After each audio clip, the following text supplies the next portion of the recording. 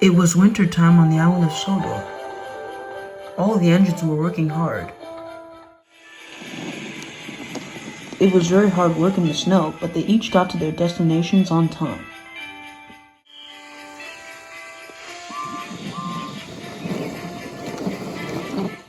All the engines knew snow was dangerous. But Daisy did not find this amusing.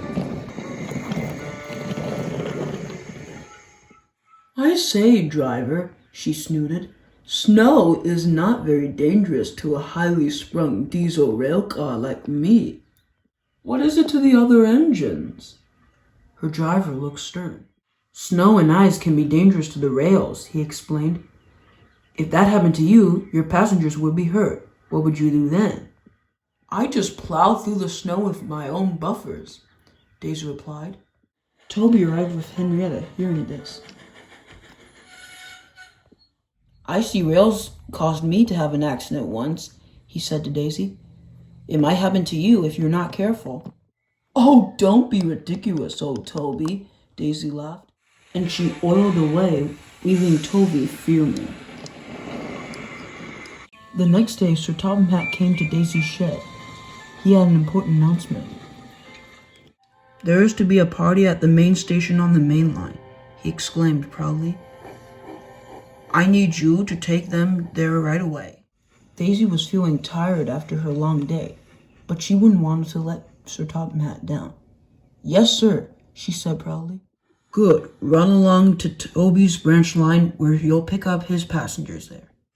"Of course, sir," she said proudly, and her driver climbed in her cab, and she set off for Toby's station. At Timoth Bay, the passengers were waiting for their train. They were glad when they saw Daisy approach. "All aboard your trip to the big station," she tooted proudly. One by one, the passengers crawled in her cab. Oliver was worried. "Be careful," he warned. "You're asking from trouble from the snow." "Says you," Daisy snooted, and she oiled away. "She's in for trouble," said Oliver's driver, and he was right. Daisy refused to listen to the advice about snow, and she continued to boast to herself. "These engines and one little snow," she sniffed. Then there was trouble. Butch had been struggling with the car off the tracks. It had fallen off the road and landed in the center of the tracks ahead. Butch had managed to pull it out just in time, but the sparks from his engine had spread all over the tracks. It caused them to turn slippery, and Daisy was headed straight for it. She didn't realize until it was too late. Her front wheels began to spin back and forth out of control. "Whoa!" she cried. Her driver applied the brakes, but it was no use. She slipped off the rails and into a duck pond.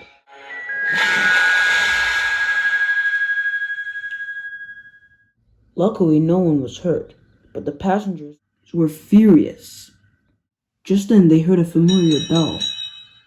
Toby pulled alongside. "Oh my, what happened?" he exclaimed. Daisy, now cold and wet, explained what had happened. Toby was sorry for Daisy, but couldn't help but laugh. The passengers boarded Henrietta, and Toby set off to Knapford. Gordon was there waiting with Sir Topham Hatt. At last, Toby arrived.